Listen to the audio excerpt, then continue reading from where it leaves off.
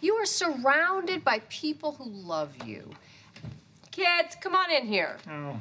Let's give Daddy a big hug, huh? And show him how much we love him. Okay. All right. Okay, thank you. Thank you. Everybody Loves Raymond might be an old show today, but it's certainly still gold. Seriously, man. Stop it. To put it simply, the sitcom was one of the best things to ever happen to television. It's little wonder Rolling Stone magazine recently named it the 35th best sitcom of all time. Well, I wouldn't say that. I'd love to try one. Interestingly, the sitcom holds that position with South Park, which is the gold standard animated sitcom. However, despite being so highly rated, it appears that everyone didn't love Everybody Loves Raymond, since the show lasted for only 9 years. What happened? I don't understand. Now, 9 years might be a long time for drama series, but for sitcoms, especially one so highly rated as Everyone Loves Raymond, that length points to something being wrong. We all know Everyone Loves Raymond has been canceled for at least 17 years now, since the show was canceled in 2005. But what led to the show's ending? Did the story that the creative team was telling just end, or was there something else? Everybody Loves Raymond was centered, as you'd expect, around the life of an Italian-American person named Raymond, a sports writer for Newsday living with his family on Long Island. Raymond was played by Ray Romano, who also happened to be a stand-up comedian. The entire character of Raymond was loosely based on the life of Ray, as both of them shared similar characteristics. For one, Raymond and Ray were writers, and both of them had 3 children, 2 boys and 1 girl. The show revolved around how Raymond tries and often fails to please every member of his family. It was a funny and successful show and was nominated for 69 Primetime Emmy Awards during its time on television. But in 2005, the last season of the show aired, and the show retired into syndication. When beloved shows that everyone loves, like Everyone Loves Raymond, comes to an end, fans of the show tend to believe that the network canceled it for one reason or the other. I'm sorry, Raymond. Well, here's the thing about Everyone Loves Raymond. It was never canceled. Oh, nice try, Dr. Flowers, huh? Well, at least not by the network that aired it, CBS. Well, what did you let me go on for? I want my shrapnel back. And why would it be canceled? It had extraordinarily high ratings, was funny, had no scandals, and was critically acclaimed. So why did the show end? What was the reason why we didn't have another season of Everyone Loves Raymond in 2006? Well, here's the thing.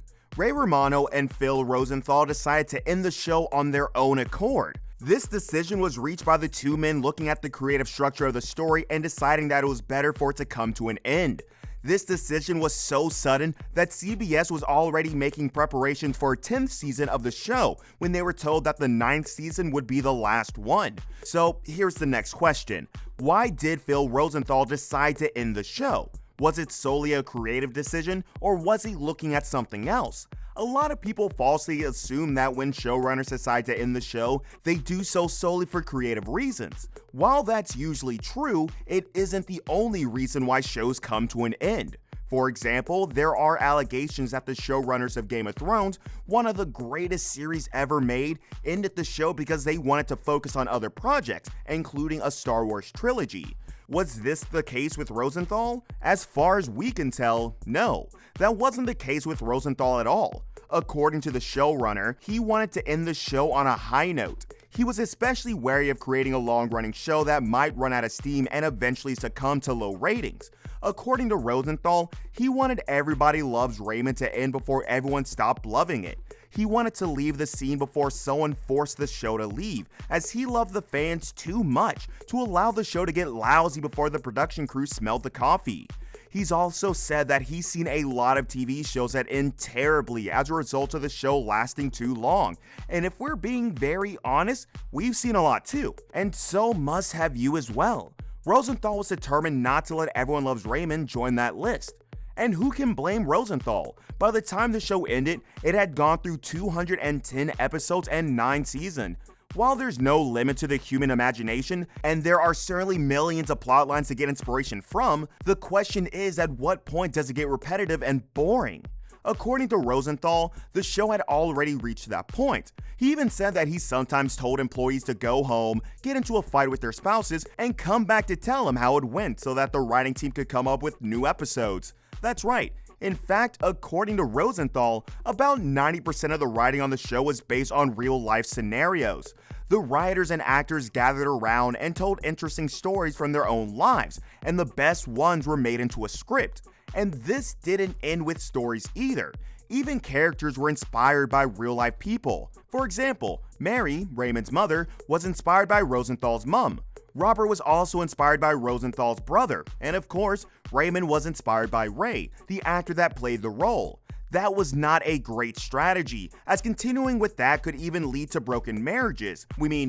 There are only so many fake fights you can get into with your spouse for a TV show.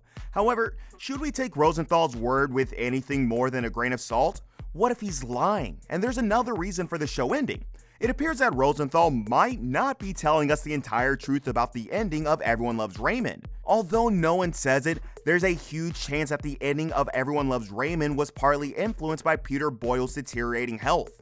Boyle was a main character in the show and played Raymond's dad, Frank Barron. In 1999, Boyle had a heart attack right there on set, but he kept filming. Everyone believed that the episode was behind him, but in 2004, his health took a turn for the worse. He'd been battling cancer for a while, and by 2005, it was finally taking a huge toll on his health and capacity to act. Sadly, in 2006, Boyle passed away exactly 1 year and 7 months after the CBS sitcom finale. Since Boyle was one of the main characters on the show, the showrunners may have decided to round it up before they lost him during the show.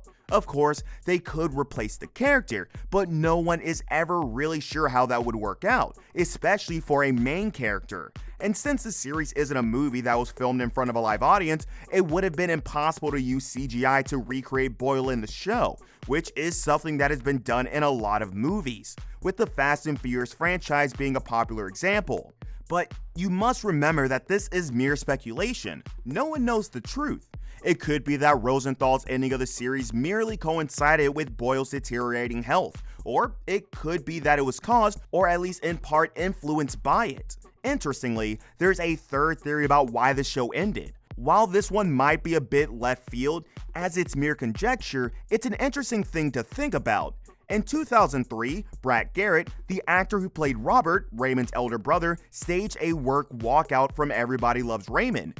Garrett and the other cast members were angry that they were making only $160,000 per episode, while Ray Romano was making almost $2 million each episode. Well, wait a minute. How much are you gonna give him?